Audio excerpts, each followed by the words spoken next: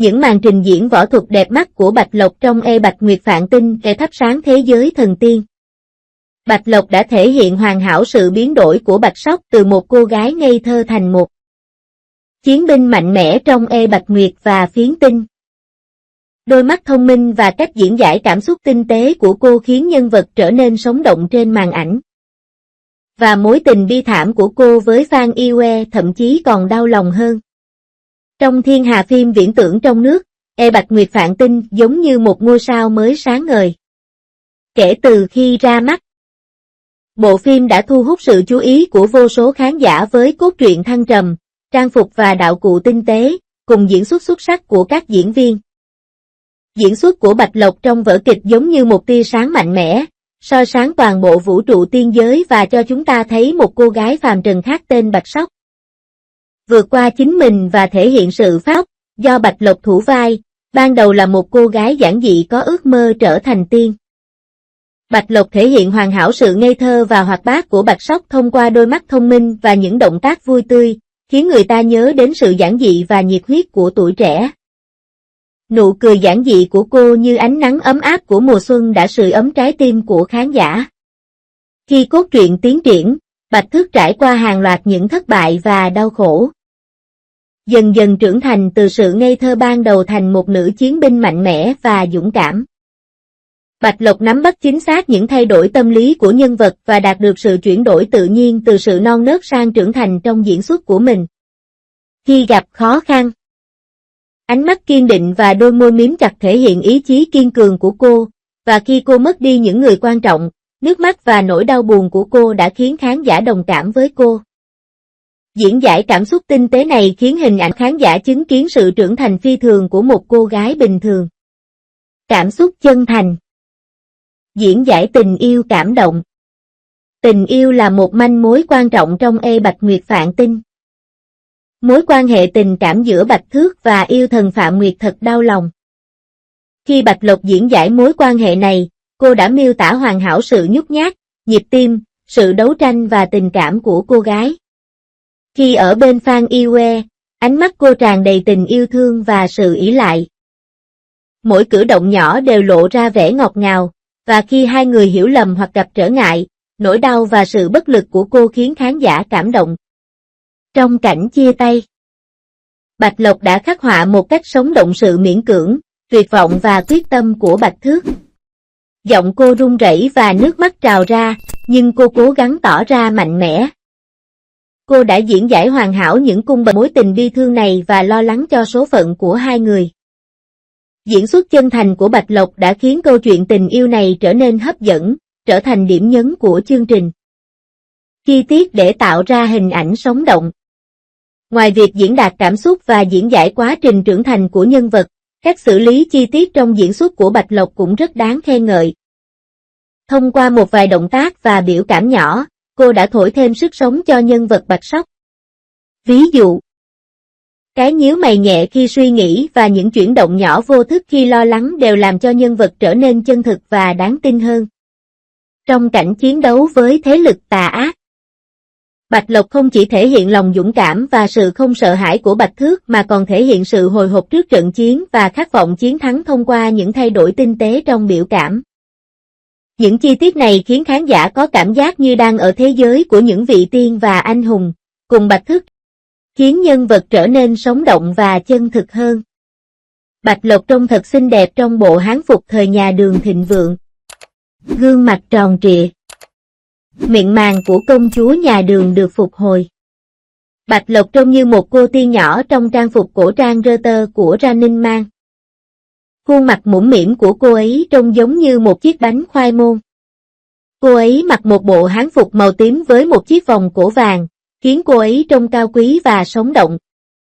Giống như một nàng công chúa Barbie xinh đẹp. Việc béo hơn một chút thực sự khiến cô ấy trông già hơn, thể hiện điểm mạnh của mình một cách hoàn hảo và cô ấy thậm chí còn tuyệt đẹp hơn trong phim. Kể từ khi Angelababy buộc phải rời khỏi Running Man, Bạch Lộc đã thay thế vị trí của Angelababy. Lần này, bản ghi hình Running Man vẫn sử dụng phong cách trang phục cổ xưa. Không ai phản đối khi tôi nói của tôi là Running Man, đúng không? Bạch Lộc trong phim trông bình thường, nhưng trong Running Man Reuters, cô ấy chỉ đơn giản là một cô tiên nhỏ, và trông mũm mĩm, giống như một chiếc bánh khoai môn. Nếu sau khi nhìn thấy phong cách trang phục của Bạch Lộc lần này, bạn vẫn thấy cô ấy y bình thường, vậy thì tôi chỉ có thể nói rằng thị lực của bạn hơi kém. Chủ đề lần này là phong cách kỳ lạ. Tuy kiểu tóc và khuôn mặt không mấy cầu kỳ nhưng bộ hán phục này vẫn có chút hiệu quả cầu kỳ. Một kiểu tóc đẹp quyết định hình dáng khuôn mặt, phần tóc mái mềm mại giúp khuôn mặt của Bạch Lộc trông tròn hơn. Tôi thấy trang phục cổ của Bạch Lộc ở ngoài đẹp hơn trong vở kịch. Điều này có thể thể hiện ưu điểm nhan sắc của Bạch Lộc.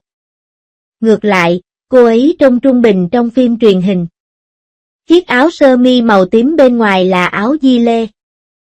Vừa cao quý vừa tươi mát, tựa như nhìn thấy một nữ anh hùng đang lang thang ở thế gian.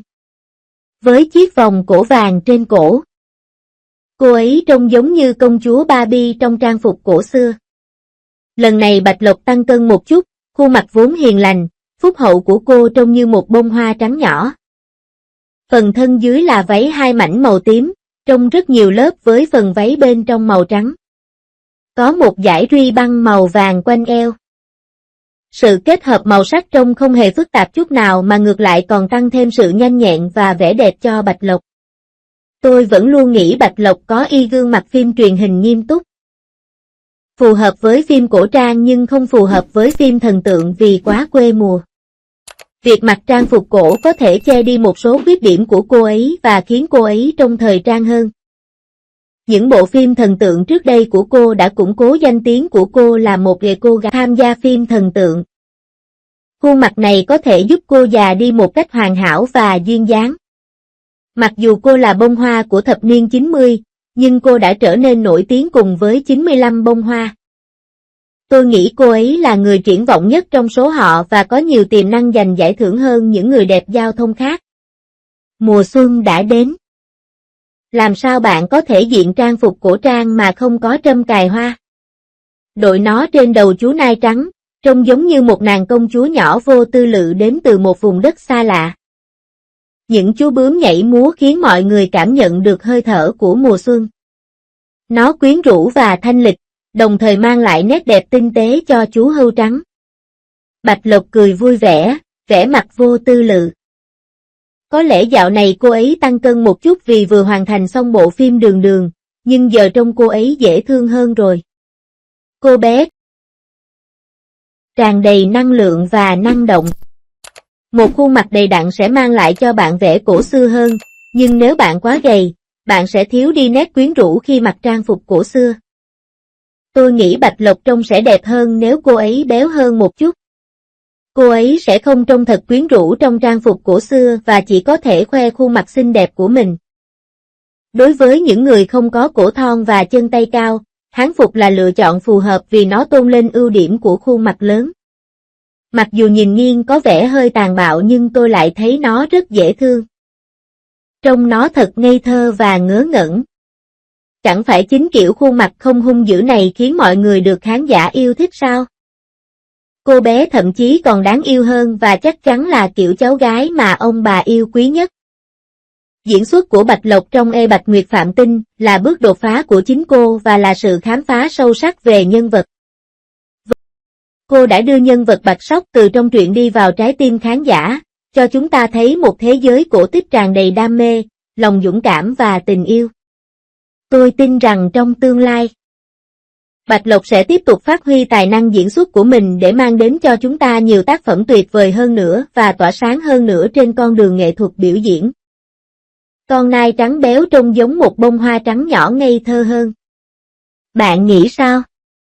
Hãy cho chúng tôi biết suy nghĩ